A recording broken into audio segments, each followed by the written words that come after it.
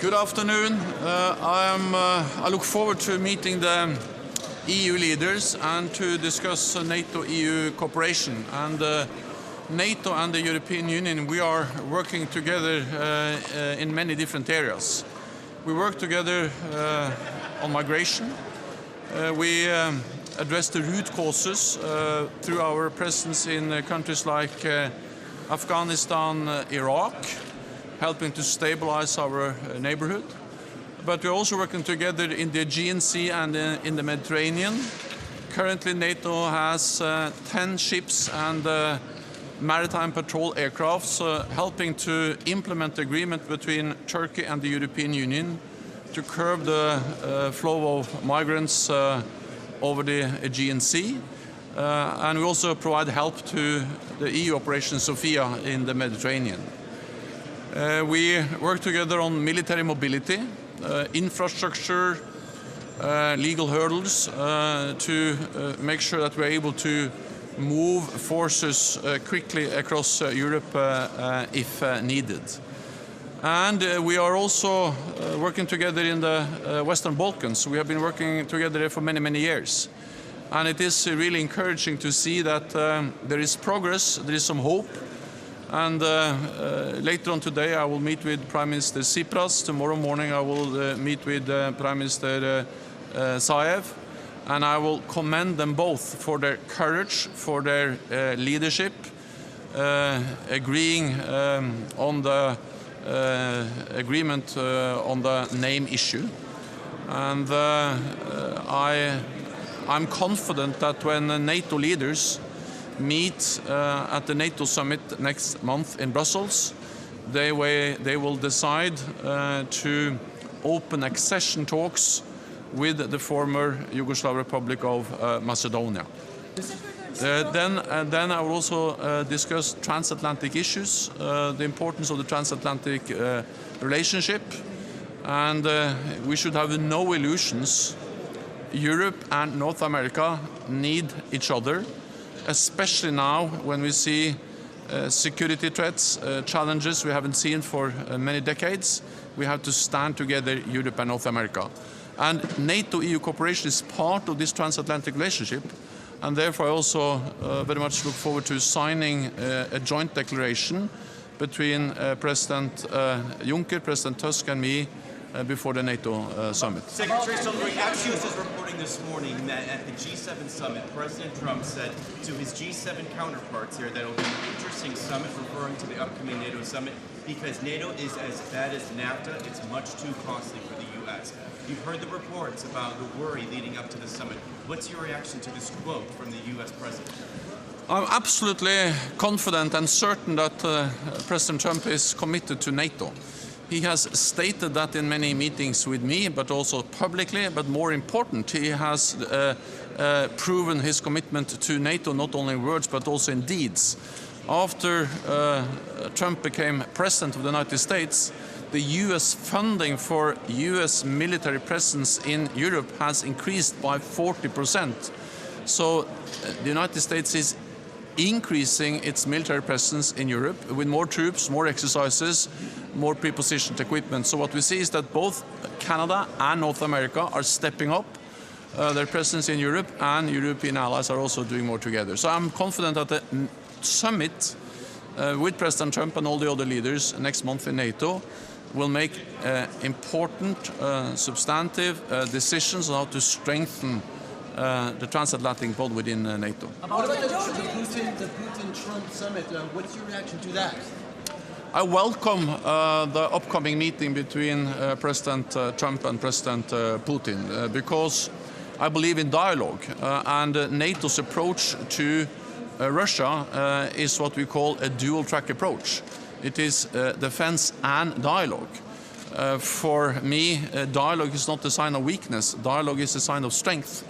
And after 2 years with no meetings in what we call in the NATO-Russia Council, we have been able to reactivate that council as a platform for dialogue between NATO and Russia. And therefore, I think it's absolutely totally in line with NATO policies to talk to Russia, to meet with Russian leaders, We don't want a new Cold War. We don't want to isolate Russia. We want to strive for a better relationship with Russia, and therefore I welcome the meeting between. About immigration, do you have any proposal today? Well, we will discuss how we can work even closer together on addressing the migrant and refugee crisis. What NATO does is that we are addressing the root causes, trying to stabilize the countries in our neighborhood. We are going to launch a new training mission in Iraq, helping the Iraqi government to stabilize its own country. That's the best way to help also to deal with the migrant and refugee crisis. And then, of course, we are constantly also discussing with the EU what more we can do to, for instance, help implementing the agreement between Turkey, a NATO ally, and the European Union regarding the flow of migrants to the Aegean Sea. What can Georgia expect from the upcoming summit as usual? I expect that the NATO leaders, when they meet in July at the summit, will recognize the progress Georgia is making and strongly commit to continue to provide political and practical support for Georgia. Stoltenberg, hur kommenterar du mötet mellan Trump och Putin den 16 juli i Helsingfors? Skal jeg ta det på norsk? Ja. Ja. Come back. Ja. Hur kommenterar ni mötet den 16 juli i Helsingfors? Det veldig gledelig at det blir et møte mellom president Trump og president Putin i Helsingfors. Det positivt og gledelig at Finland kan være vertskap for et slikt møte. Finland en nær partner av NATO. Finland samarbeider tett med NATO. Finland har også hjulpet NATO med vårt arbeid for å bidra til air safety i Østersjøområdet. Så dette blir et viktig møte der det legges grunnlag for å bidra til å bedre forhold mellom Russland og USA, og dermed også mellom NATO og Russland. Väntar du några konkreta resultat?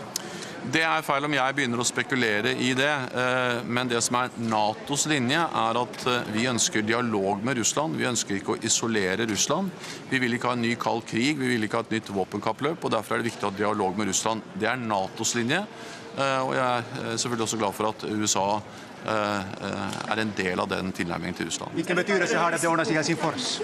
Det bra at det i Helsingfors. Det viser bare den rollen Finland kan spille ved å tilrettelegge for den type møter. Det en risiko for at president Trump kommer til å gjøre ensidige innrømmelser, slik han gjorde mot Nord-Korea? Jeg trygg på at president Trump for det første forpliktet av samarbeidet i NATO. Så ønsker vi jo alle at man skal bidra til et bedre forhold til Russland, og hvis det møtet kan bidra til det, så det noe alle vil ønske velkommen. How can NATO support EU to support Middle East peace in order to stop the migration flow? Well, NATO is helping to address the root causes for the migrant and refugee crisis. Through our presence in countries like Afghanistan and Iraq. I expect that NATO leaders, when they meet in Brussels at the summit in July next month, that they will decide a new training mission in Iraq. And the main purpose of that training mission is to help the Iraqis stabilize their own country, and that's a way also then to address the root causes of the migrant and refugee crisis. Thank you. Thank you. Okay. Thank you. So we've got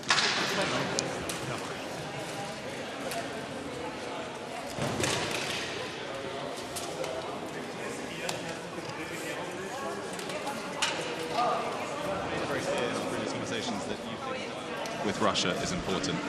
Seemingly, that is now going to happen face-to-face with the leader of the United States.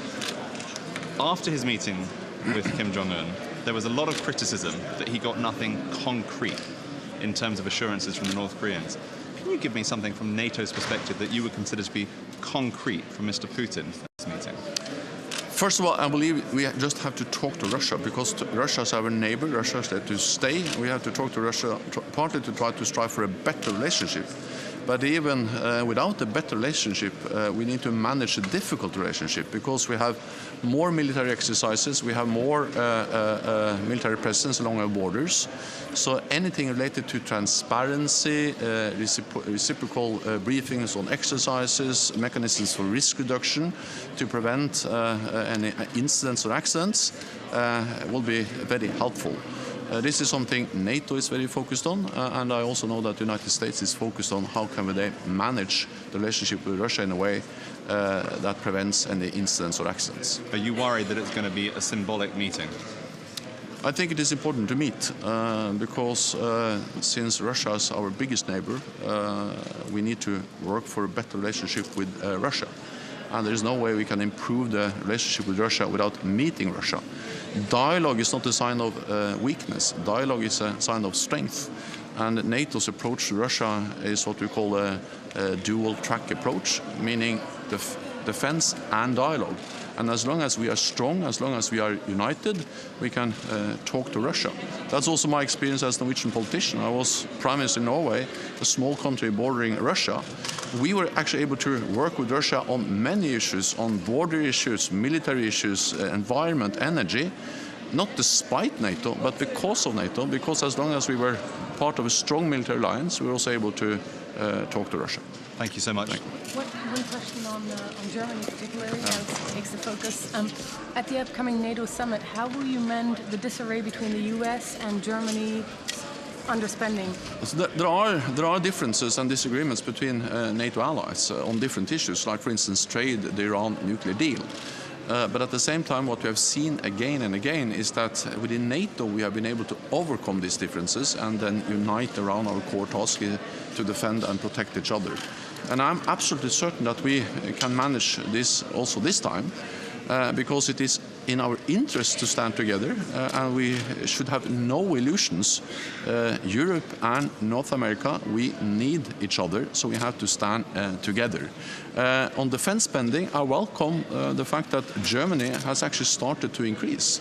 Last year we saw almost 6% real increase in German defense spending. And Germany has announced plans to further increase defense spending significantly. So we are moving in the right direction.